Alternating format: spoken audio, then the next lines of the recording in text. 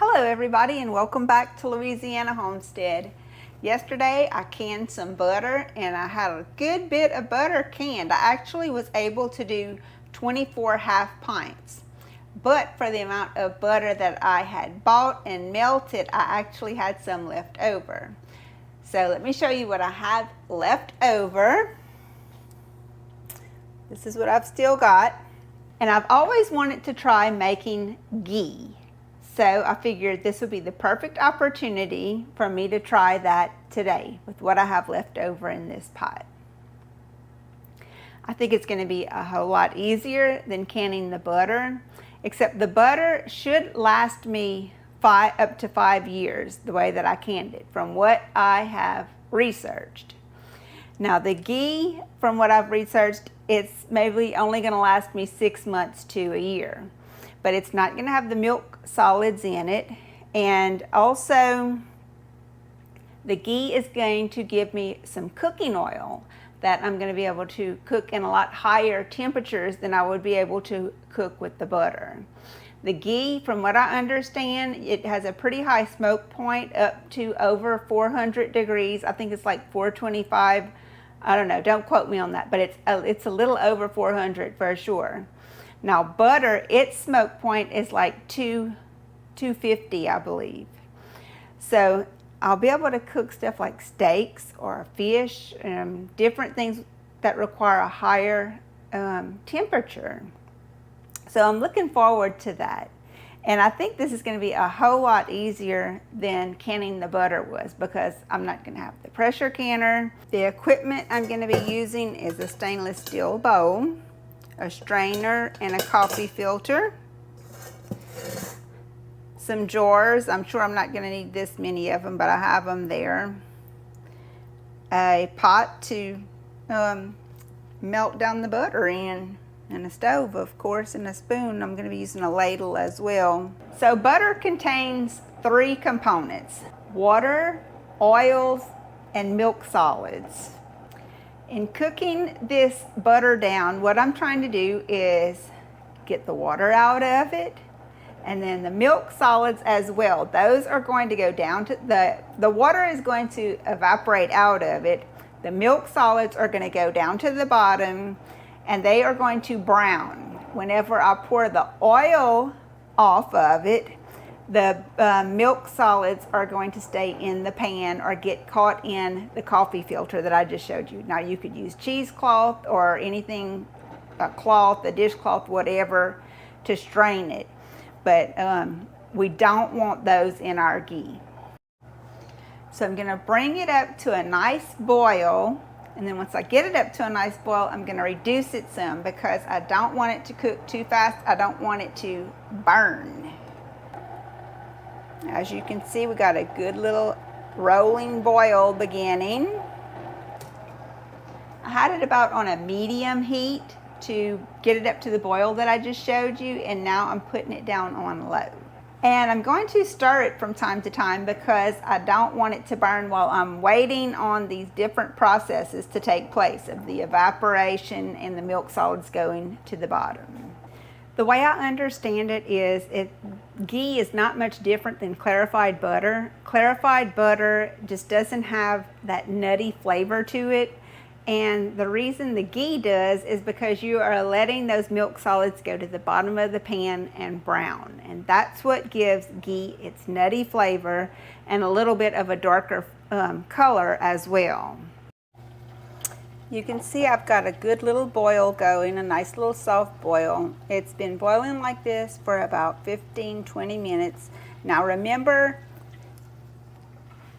I did use this same mixture to can butter with yesterday, so it has a little bit of cooking on it already. So if you were starting with just the sticks of butter, it would go longer than what I'm letting mine go. Mine's already partially there because of the cooking process that I did yesterday. Now I just stirred this maybe 1 or 2 minutes ago, and if you'll see when I tilt the pot, you see that white stuff stuck down there on the bottom? That's the milk solids that I want to brown. So let me just put that back down. Let me put it back down and let it brown. I'm going to be watching this. I'll be tilting my pot a little from now on, a little bit every now and then, just to check the color of those milk solids. And also I'm going to be keeping an eye on the color of this butter, because that's going to be an indication as well as to the browning of the milk solids on the bottom. I'm excited to know that I can produce an oil here on my farm that I can cook with at higher temperatures. Now, while I myself don't raise milk cows, or any kind of cows actually, my daughter-in-law does, and that's her specialty. So if the grid were to go down, we would have access, Lord willing, to milk cows and butter, and we could produce some oil to cook with at higher heats than what just this canned butter that I did would allow. So that's a good thing to know. It's food security. Yesterday when I got through canning this butter, I got something out of the ice box in here, the refrigerator in here, and I noticed that it wasn't very cool. It wasn't long after that, after we checked it a few times, we realized that that ice box was going out. Well, I'm very thankful that I got the butter out of there on time and canned it, because I wouldn't have much place to put it. Now, I do have another refrigerator in the house. I'm in the outdoor kitchen right now. I do have another refrigerator in the house, and I was able to move the things out of this one into the one in the house. Now, I'm very thankful that I had another refrigerator in the house. We haven't replaced the one out here yet, and we're not really sure if we're going to replace it, but I'm pretty sure we will, because it's just nice to have a backup, you know, have backups for backups if you can. I'm just thankful that God's blessed us with the ability to have another ice box here on the property. It does come in handy, especially when you have an ice box that goes out on you. And I'm so glad that I got this butter canned before that happened, because I wouldn't have enough room in my icebox in the house for this butter and the stuff that I had to take out of this refrigerator. I have to say that God's been very good to me, and He's been taking good care of me. I definitely can see that in my life. Okay, you can tell this mixture is becoming even more clear now that some time is passing. It's becoming even more clear than it was a while ago. It's been almost 10 minutes. Let's look at the bottom of it. It's browning a little bit, not much, but a little bit. And I'm not stirring it anymore. I'm allowing those pieces to sit on the bottom and brown up. You know, we like to talk about that here on our homestead, about God and being saved. And Mr. E's actually made a different channel where he talks about that more extensively. The name of his new channel is The Faith of Abraham. I hope you'll go to it and check it out. I'm encouraging him in what he's doing. I think it's a very important thing, more important than me teaching y'all how to make ghee, because there's a lot of people on the internet can show you how to make ghee anyway. I'm just kind of experimenting with this for the first time myself, so I'm not really teaching you how to make ghee. I'm right now learning how to make ghee. I watched several videos on how to do it, and now since I have this extra butter left over, that's what I'm doing with mine. But I'm just saying, the really important things in life is preparation a lot of times. I had to prepare to do all this canning and everything. But still yet, and more important, is how we are preparing to spend our eternity. Something to think about. Okay, this is getting more brown on the bottom. After just a few minutes of us talking, I'm starting to see more browning on the bottom. And it's getting to be a more golden color, the actual liquid here that I'm working with. See that? It's getting a little more golden. And the smell is terrific. It smells a lot like freshly baked bread. I did just give it a quick stir because I noticed the bottom of the milk solids were browning, but the tops of it was still quite yellow. And I thought, well, more surface area browned would be better. So I kind of stirred it up and broke it up a little bit so that some of those could break up and brown as well. Let's take a look and see what it looks like now.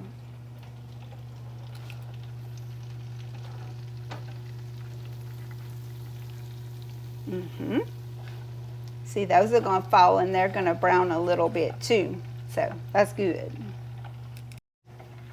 I'm going to leave a link to Mr. E's new channel, The Faith of Abraham, in the description of this video.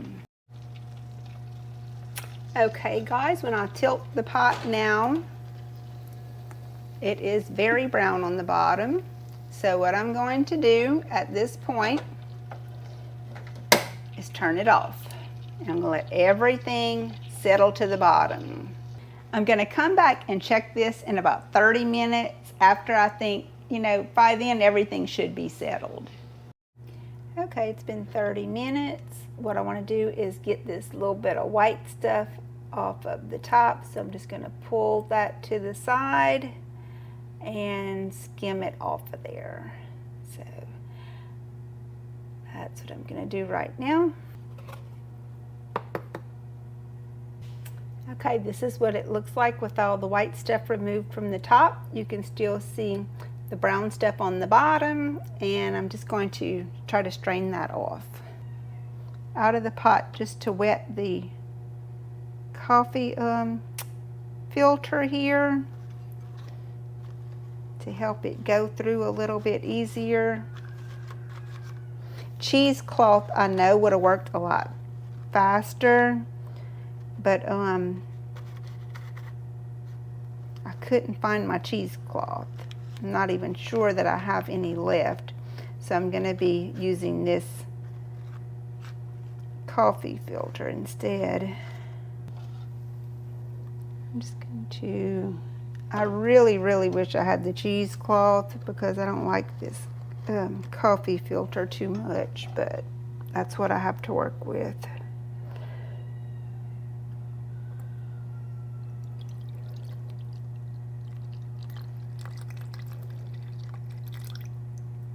Instead of y'all having to wait for me to strain this through this coffee filter, I'll just meet you back when I have it all strained.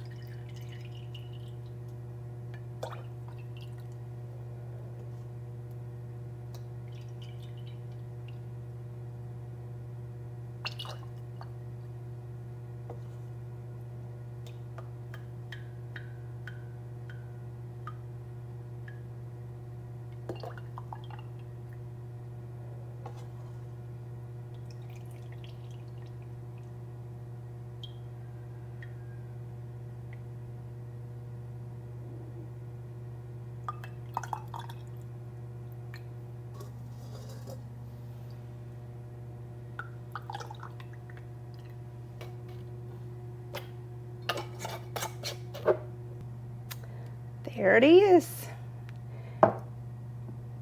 That's what I had left there. It made, each one of these holds 2 cups, so that made 4 cups, and this is 1, so that's 5 cups. Pretty good. That's some cooking oil there. I can cook with that. Well, that's all of the ghee making. From what I understand, when this becomes room temperature, it's gonna become more of a solid. We're gonna check on it in the morning. Okay guys, so this is what these look like on the next day. They've congealed quite a bit. As you can see, they're still kind of liquidy, but it's kind of warm out here in the outdoor kitchen. I don't have the air conditioner on since yesterday, but if I put them in the refrigerator, I'm sure they would congeal more than that. I don't expect these to last more than 6 months to a year because I didn't pressure can them or seal them, but I'll probably just store these in the refrigerator. Now, from everything I've researched, it looks like they don't even have to be refrigerated because there's no milk solids in them. It's only oil. But just to be safe, and since I've never done this before, I'm going to put these in the refrigerator and I'll use them as I need them. To me, the project was very easy. There wasn't much waste. There was just a little bit of that milk solids that was at the bottom of the pan, and I'm probably going to find a use for them as well. If I can't find a use for them in baking, I will probably just feed them to the chickens or the dogs, which either one will be very glad to get them and they won't waste. I'm not going to just throw them in the trash can. I'll show you what was left of that. It's not too pretty, but that's what was left of it, and it's congealed, and it actually smells like a butter pound cake, which makes me think I might could put that in a butter pound cake, but I don't know, we'll see. Anyway, I hope you may have learned a little bit. I hope you enjoyed the video, and I'll see you in the next one. Bye now.